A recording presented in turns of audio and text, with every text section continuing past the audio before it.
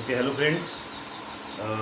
काही दिवस आपण थोडं यूट्यूबवर चालू, कारण आज जसं 10चा रिझल्ट आहे तुम्हाला माहिती आहे, आणि थोडे इकडे एक्स्ट्रा कामं आहेत आणि न्यू 11चे ॲडमिशन वगैरे. आणि दुसरी एक कंडिशन म्हणजे बरेचसे लोक जसं रिमूव्ह केले गेले आहेत. आता तसा इलाज नाही आहे, वारंवार सांगू नये की मुलं किंवा मुली लक्षात घेत नाही आहे आणि त्यांचं नुकसान व्हावं हाही एक हेतू त्यामागे नाही आहे ॲक्च्युली. परंतु इलाज नाही ना, काही गोष्टी कशा असतात, काहीतरी लिमिट त्या ठिकाणी असते. पण आता लिमिट क्रॉस झाली आहे, त्याच्यामुळे मग म्हणून यूट्यूबचा कसा त्यांनाही फायदा होईल, किंवा नंतर जेव्हा ते पुन्हा ॲड होतील तर हा जो टॉपिक त्यांचा गेलेला आहे, किंवा जनरली हाच टॉपिक पुन्हा तुम्हाला जर रिवाईज पाहायचा असेल, सो ओव्हरऑल सगळ्यांच्या माध्यमातून एक इझी कंटेंट हा थोडं कमी होईल. परंतु तसे आता आपण जेवढं बोर्डवर लिहितो आहे त्या पद्धतीनं आपण ऑनलाईन क्लासमध्ये घेतो आहे. थोडं यूट्यूब आपण काही दिवस घेऊ, तसं मी मॅसेज टाकतो आहे ग्रुपवर. ओके. सो आय थिंक जो लास्ट टॉपिक आपला झाला that is the translation. Okay, म्हणजे transcription and translation. So overall protein synthesis is completed here.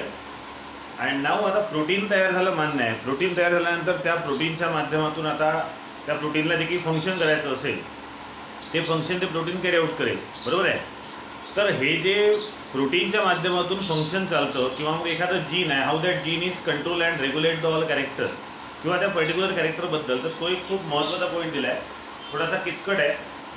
किचकट यासाठी की मल्टिपल जीन्स, स्ट्रक्चरल जीन्स, त्यानंतर ऑपरेटर प्रमोटर भरपूर या ठिकाणी येणार आहेत. Multiple enzymes are there. So actually त्या टॉपिकचं हेडिंग आहे रेग्युलेशन ऑफ जीन एक्सप्रेशन. आता बघा, या थोडा शब्दारच तिथे थोडंसं आपल्याला डिटेल घ्यावं लागेल.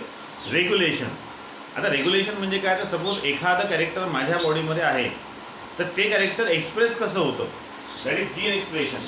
आता मुद्दा असा आहे की पहिल्यांदा तो जीन आपल्या बॉडीमध्ये असायला पाहिजे, जे कॅरेक्टर तो पर्टिक्युलर जीन कंट्रोल करतो आहे. तो जीन आल्यानंतर मग त्या जीनच्या माध्यमातून किंवा त्या जीनमध्ये असणारी जी इन्फॉर्मेशन आहे त्या इन्फॉर्मेशननुसार प्रोटीन बनेल, आणि मग ते प्रोटीन बनल्यानंतर त्या टोटल कॅरेक्टरचं एक्सप्रेशन कसं होईल आणि त्या एक्सप्रेस होणाऱ्या कॅरेक्टरचं रेग्युलेशन कसं होईल, दॅट इज द पॉईंट. जसं आता हाईट नावाचं एक कॅरेक्टर आहे सपोज, आणि एक लहान मुलगा आहे. मी जर म्हटलं की याला पाहून, लहान म्हणजे खूपच लहान आहे, सपोज एखाद वर्षाचा मुलगा आहे, मी त्याला पाहून म्हटलं की हा मुलगा हायटेड होईल. आता हाईट नावाचं ते कॅरेक्टर त्याच्या बॉडीमध्ये एक्सप्रेस होणार आहे, पण ॲक्च्युली होईल कसं, तर याचं एक सोपं एक्झाम्पल. पहिल्यांदा तर तो हायटेड होण्यासाठी हाईट नावाचं कॅरेक्टर असणारा जीन त्याच्या बॉडीमध्ये यायला पाहिजे. Firstly that gene is actually transfer from parent to that offspring. ठीक आहे, तो सपोज तो जीन आला आहे. मग तो जीन आल्यानंतर त्या जीनच्या माध्यमातून, जीन म्हणजे शेवटी स्मॉल फ्रॅगमेंट ऑफ DNA, बरोबर आहे. मग त्या जीनच्या माध्यमातून त्याचा mRNA बनेल. त्यानंतर all the 3 types of 4 types of 5 types of RNA बनतील, आणि मग त्या RNAच्या माध्यमातून तिकडे प्रोटीन सिंथेसिस होईल. म्हणजे हाईट त्याला मिळाली किंवा तो हायटेड व्हावा यासाठी रिस्पॉन्सिबल जे प्रोटीन आहे ते प्रोटीन आता प्रोटीन सिंथेसिसच्या माध्यमातून बनेल. म्हणजे सुरुवात झाली कुठून पहा, तर पहिल्यांदा जीन आला, त्या जीनवरून त्या पर्टिक्युलर हाईट होणाऱ्या कॅरेक्टरसाठी प्रोटीन बनलं. आता हे जे प्रोटीन आहे हे प्रोटीन किती बनलं किंवा ते प्रोटीन बनवण्यासाठी एन्झाईमनी कसं काम केलं त्यावर तो हायटेड होतो का किंवा त्याला हाईट किती प्राप्त होईल त्याचं एक्सप्रेशन डिपेंड करते. मग आता तो हायटेड झाला किंवा त्याची हाईट समजा 5 फूट 6 फूट जे काही होणार आहे ते मी आत्ता सांगितलं होतं, म्हणजे जेव्हा तो 1 वर्षाचा होता तेव्हा, आणि आता जेव्हा तो पूर्ण पर्टिक्युलर एक 6 फुटाचा जो झाला आहे किंवा 5 फूट त्याला हाईट मिळाली, म्हणजे त्याच्या बॉडीमध्ये त्या हाईट नावाच्या कॅरेक्टरचं एक्सप्रेशन झालं. पण हे एक्सप्रेशन होताना ही प्रोसेस रेग्युलेट कशी झाली, कशा पद्धतीनं बॉडीमधल्या प्रत्येक कॅरेक्टरचं रेग्युलेशन चालतं बाय मीन्स ऑफ जीन, तो हा पॉईंट आहे. So actually regulation of gene expression म्हणजे तुम्ही असे म्हणू शकता की regulation of character expression by means of gene. So तो एक टॉपिक आहे. सो आय थिंक अर्थ कळला असेल की आपल्या बॉडीमध्ये हे जेवढे कॅरेक्टर्स असतात, हे कॅरेक्टर जेव्हा ॲक्च्युअली एक्सप्रेस होतात त्याच्यामागे काहीतरी प्रोसेस आहे ना. Simply the process of expression of any character is called as regulation. Yes, process of expression of any character in any living thing's body, especially human body, is called as its regulation. मग आता आपल्याला हा topic बघायचा आहे की आपल्या बॉडीमध्ये जेवढे काही कॅरेक्टर असतील त्या कॅरेक्टरचं एक्सप्रेशन होताना काय प्रोसेस चालते, त्याला कशा पद्धतीनं बॉडी रेग्युलेट करते, त्याला कशा पद्धतीनं जीन रेग्युलेट करतो, that is the actual point. Now see, gene regulation is the multi step process by means of which gene is regulated and synthesize the product. आता ही एक सिंगल स्टेपची प्रोसेस नाही, यामध्ये मल्टिपल स्टेप आहेत, भरपूर process यामध्ये चालतात आणि स्टेप बाय स्टेप हे सगळं चालतं, ज्या माध्यमातून yes gene is regulated and synthesize the product. म्हणजे जीन त्या होल प्रोसेसला रेग्युलेट करतो आणि तो प्रॉडक्ट बनवतो. आता तो प्रॉडक्ट म्हणजे काय, तर प्रोटीन बनवणं. कारण जोपर्यंत प्रोटीन बनणार नाही तोपर्यंत ते कॅरेक्टर एक्सप्रेस होणार नाही आणि त्यातल्या त्यात प्रोटीन किती बनेल त्यावरही डिपेंड करते. म्हणजे सपोज आता पुन्हा आपण एक्झाम्पल घेऊ हाईट नावाचं कॅरेक्टर, तर सपोज त्याच्या बॉडीमध्ये जर 100% प्रोटीन बनलं तर तो 5 फूट होईल. आता जर अमाऊंट ऑफ प्रोटीन 100च्या ऐवजी 80% आहे, त्याची हाईट 5 फूटपेक्षा कमी होईल. मला कमी किती होईल हे सांगता येत नाही, पण 100% जर प्रोटीन बनलं तर तो कम्प्लीट 5 फूट इतक्या हाईटचा होईल. मग आता हे जे रेग्युलेशन आहे आणि त्या माध्यमातून प्रॉडक्ट तयार करणं आहे, म्हणजे ते प्रोटीन तयार करणं आहे, हे मल्टी स्टेप प्रोसेस आहे. It include many sub further stages. Not single step is required for the expression of character. Many different stages are there, many different steps are there. Now त्यानंतर हे जे gene expression आहे हे वेगवेगळ्या लेवलला, आता जसं आपण प्रोटीन सिंथेसिसमध्येच घेतलं, सरळ सरळ प्रॉडक्ट बनणं म्हणजे काय, तर प्रोटीन बनणं. आता प्रोटीन सिंथेसिसमध्ये मल्टिपल लेवल आपण घेतल्या, त्या कोणत्याही लेवलला हे रेग्युलेट होऊ शकतं. फॉर एक्झाम्पल, सो आता नेक्स्ट पॉईंट घेतो आपण, different levels of gene expression. म्हणजे कोणकोणत्या लेवलला, कोणकोणत्या स्टेपला जीनचं एक्सप्रेशन रेग्युलेट केलं जातं. So first point is yes transcriptional level. Transcription म्हणजे काय घेतलं होतं आपण, DNA ची कॉपी झाली होती. इथे असं म्हणूया की तो जो पर्टिक्युलर जीन आहे त्याची कॉपी झाली इंटू RNA. मग आता ही जे ट्रान्सक्रिप्शन प्रोसेस चालतं या लेवलला सुद्धा हे रेग्युलेट होऊ शकते किंवा होतं. त्यानंतर ड्युरिंग प्रोसेसिंग लेवल, आता प्रोसेसिंग म्हणजे मला आठवत असेल त्या DNA फ्रॅगमेंटपासून RNA तयार झाला होता आणि युकॅरियोटिकमध्ये आपण स्प्लिसिंग, कॅपिंग आणि टेलिंग प्रोसेस घेतली होती.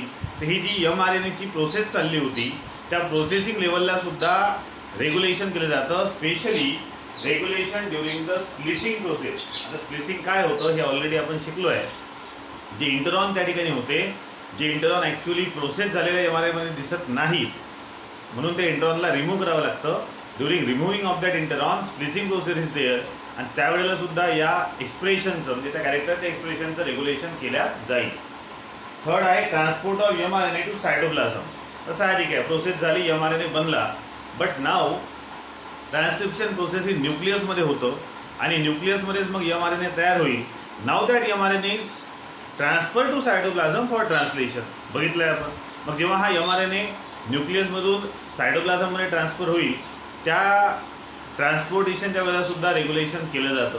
त्यावेळेस सुद्धा मल्टिपल स्टेप त्या ठिकाणी येतात. And last is translational level. म्हणजे आता ॲक्च्युली जेव्हा आता mRNAवरची प्रत्येक कोडॉन रीड होतील, नेसेसरी अँटीकोडॉनवाले tRNA येतील, अमिनो ॲसिड जॉईन होऊन पॉलिपेप्टाईड चेन बनेल, सो त्या ट्रान्सलेशनल लेवलला सुद्धा रेग्युलेशन होऊ शकतं. क्लिअर. मग आता हे डिफरंट लेवल आहे. मग साहजिक प्रश्न येतो की सर आम्हाला दिलं कोणत्या लेवलचं आहे, तर आपल्याला जुन्याही सिलेबसमध्ये आणि आता नवीनही सिलेबसमध्ये ट्रान्सक्रिप्शनल लेवलचं जीन एक्सप्रेशन दिलेलं आहे. That is about lactose operon. तर आता हे लॅक्टोज काय आहे, ओपेरॉन काय आहे, ओपेरॉन नंतर बघू, पहिले लॅक्टोज बघू आपण. कोणतं कॅरेक्टर आहे नेमकं लॅक्टोजशी निगडीत ते आपण बघतोय. नाव एक्झाम्पल दिलं आहे. आता या एक्झाम्पलला समजण्यासाठी पहिले आपण एक साधं जनरल प्रोसेस आपल्या बॉडीमधली बघू. काय होतं जेव्हा आपण फूड कन्झ्युम करतो, when we consume the food then that food contain carbohydrate. अब तुम्हाला माहिती आहे carbohydrate is a energy giving nutrient. याच कार्बोहायड्रेटला ब्रेक करून आपली बॉडी आणि प्रत्येक सेल एनर्जी मिळवतो and that energy is use for various that cellular process असं म्हणतो आपण कॉमनली. पण आता एनर्जी मिळवण्याची प्रोसेस म्हणजे कोणती, तर रेस्पिरेशन. बरोबर आहे. रेस्पिरेशनचा सबस्ट्रॅट कोणता असतो, सबस्ट्रॅट म्हणजे ॲक्च्युली ज्या केमिकलवर किंवा कार्बोहायड्रेटच्या ज्या फॉर्मवर रेस्पिरेशन चालतं दॅट इज अ ग्लुकोज. बरोबर आहे. पण आपण जे फूड कन्झ्युम करतो ड्युरिंग द फूड कन्झम्पशन आपल्याला डायरेक्ट ग्लुकोज नाही मिळत. तर ग्लुकोज हा 6 कार्बन आहे, दॅट इज C6H12O6. पण आपल्याला जे कार्बोहायड्रेट मिळते ते लॅक्टोजच्या फॉर्ममध्ये. नाव सी लॅक्टोज. आणि लॅक्टोज हा C12 मॉलिक्यूल आहे. म्हणजे आपल्याला पाहिजे आहे C6, आपल्या सेलला पाहिजे आहे C6, पण ॲक्च्युली तो कोणत्या फॉर्ममध्ये अवेलेबल आहे तर C12. बरोबर आहे. मग आता या C12H22O11 जी आपण अगोदर प्रोसेस घेतली आहे, तुम्हाला ती रिएक्शन पाहिजे असेल तर मी ओके स्लेट आहे माझ्याकडे, स्लेटवर काय इकडे जागा नाही आहे. सो ॲक्च्युली आपल्याला लॅक्टोज मिळतो. लॅक्टोज म्हणजे काय बघा, तर लॅक्टोज आहे C12H22O11. पण आपल्या बॉडीला काय पाहिजे आहे C6चा फॉर्म. मग आता याचं होतं हायड्रोलिसिस, S प्लस H2O. आणि हायड्रोलिसिस झाल्यावर काय होईल तर बघा C6H12O6 प्लस C6H12O6 म्हणजे असे 2 मॉलिक्यूल मिळतात. आता हे दोन्ही ग्लुकोज सारखे जरी दिसत असले तरी ते आयसोमर आहे.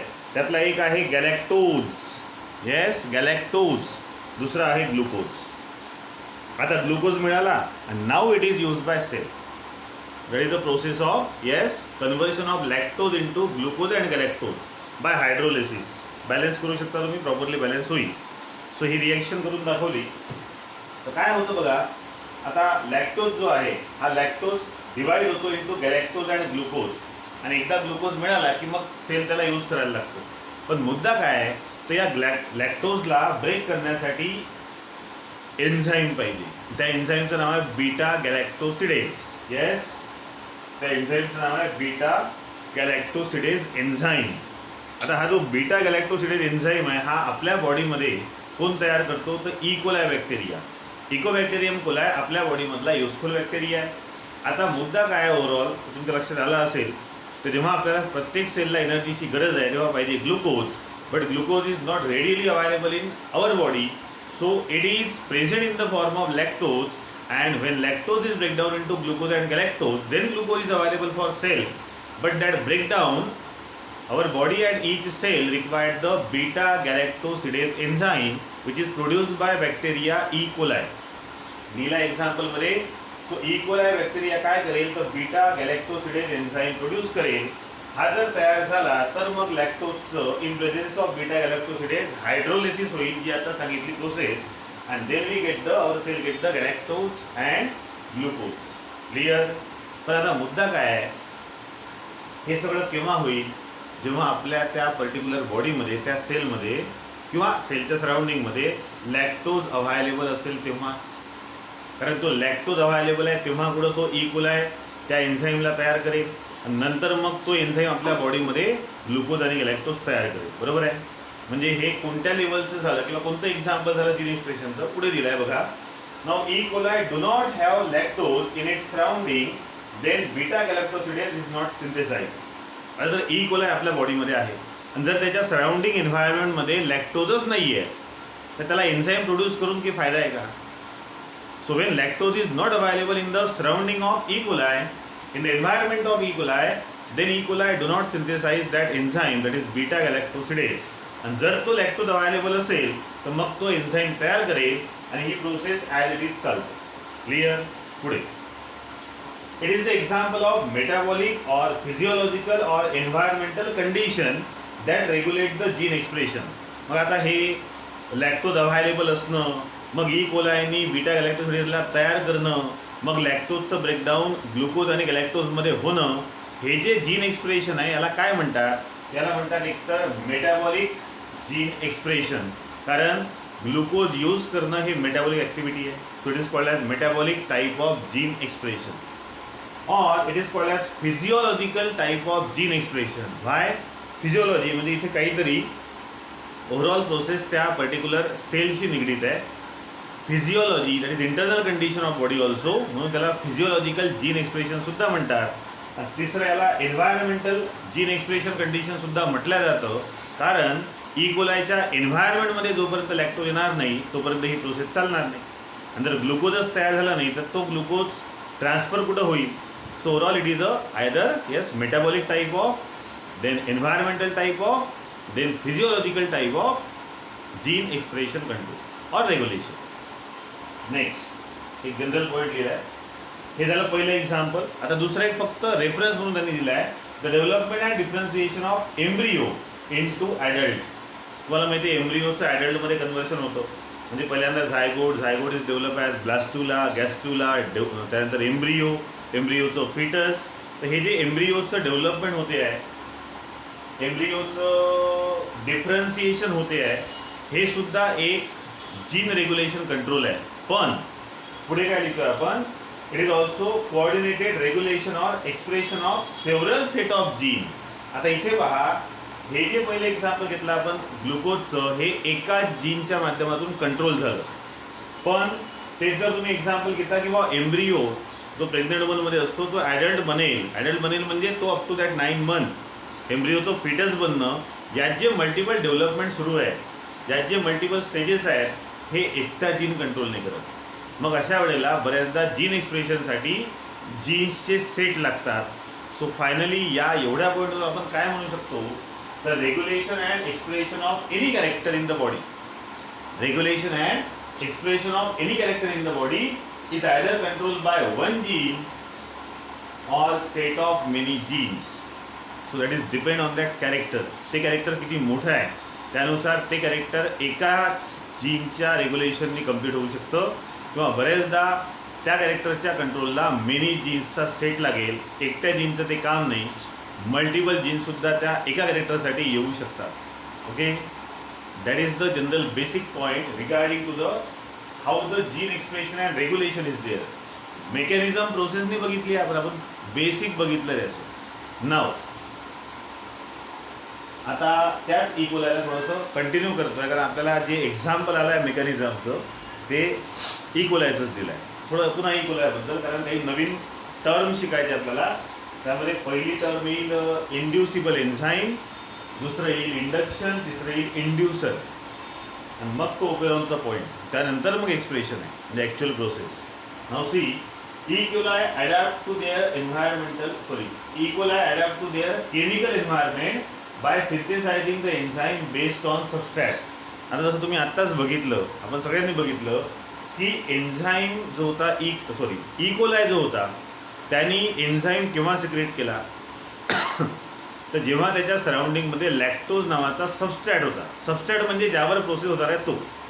ओके, इथे काय म्हणतोय आपण, when substrate is available in the environment of that E coli, then E coli adapt some change. म्हणजे जसं त्या इकोलायला त्याच्या सराउंडिंगमध्ये लॅक्टोज दिसला की तो ॲडॅप्टेशन करतो, आणि मग तो काय करतो, तो बीटा गॅलॅक्टोसिडेज एन्झाईमला तयार करतो. क्लिअर.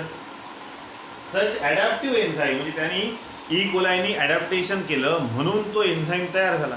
कोणता, बीटा गॅलॅक्टोसिडेज.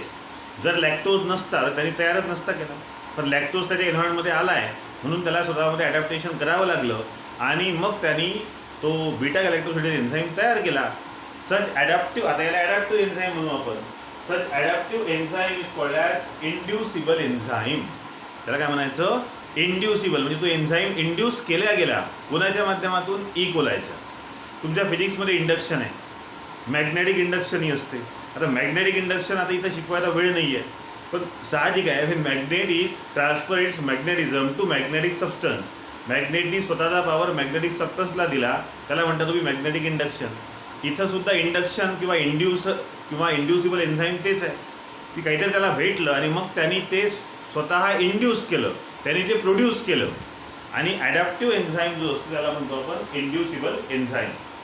नाव नेक्स्ट प्रोसेस, इंड्युसिबल एन्झाईम म्हणून शब्द येतो इंडक्शन. मग इंडक्शन काय आहे बघा, a set of genes will be switch on when there is a necessity to metabolize or produce a new substrate. आता पहा, याचा अर्थ काय, तर समजा ग्लुकोज अवेलेबल असता तर ही प्रोसेस झाली असती का, नसती झाली. कारण ग्लुकोज जर अवेलेबल आहे तर directly it is transfer to cell and cell carry out respiration. पण आता तो ग्लुकोज अवेलेबल नाही आहे. मग जेव्हा आपल्या बॉडीमध्ये ग्लुकोज अवेलेबल नसतो तेव्हा आपल्या बॉडीतले काही जीनचे सेट स्विच ऑन होतात, switch on. A set of genes will be switch on when there is a necessity to metabolise a new substrate. आपल्या बॉडीमध्ये ग्लुकोज नाही आहे, ग्लुकोज नावाचा सबस्ट्रॅट नाही आहे, मग आता त्याला प्रोड्यूस करावं लागेल. मग आपल्या बॉडीमध्ये काही जीनचे सेट स्विच ऑन झाले, त्यानंतर मग इकोलाय आला. मग ई कोलायनी ते एन्झाईम तयार केला बीटा गॅलॅक्टोसिडेज, मग त्यांनी लॅक्टोजचं ब्रेकडाऊन केलं आणि आता ग्लुकोज अवेलेबल आहे. म्हणजे जेव्हा एखाद्या सबस्ट्रॅटला तयार करण्यासाठी आपल्या बॉडीचे काही सेटचे जीन स्विच ऑन होतील, तेव्हा त्या स्विच ऑन होण्याच्या प्रोसेसलाच म्हणतात इंडक्शन. क्लिअर? हां. त्यानंतर इंड्युसर कोण आहे तर small molecule responsible for induction. इंडक्शनसाठी रिस्पॉन्सिबल जो स्मॉल मॉलिक्यूल आहे त्याला म्हणायचं इंड्युसर. मग इथे इंड्युसर कोण होता? Small molecule responsible for induction. Induction म्हणजे जीनचे सेट स्विच ऑन होणं. कुणामुळे झाले? लॅक्टोजमुळे. बरोबर आहे, कारण लॅक्टोज आहे म्हणून ते स्विच ऑन झाले आणि मग त्याचं ग्लुकोज बनतं. सो इंड्युसिबल एन्झाईम, इंडक्शन आणि इंड्युसर. एन्झाईम तयार करणारा ई कोलाय. त्यानंतर कोणामुळे तयार झालं एन्झाईम तर लॅक्टोजमुळे, म्हणजे लॅक्टोज झाला इथे इंड्युसर.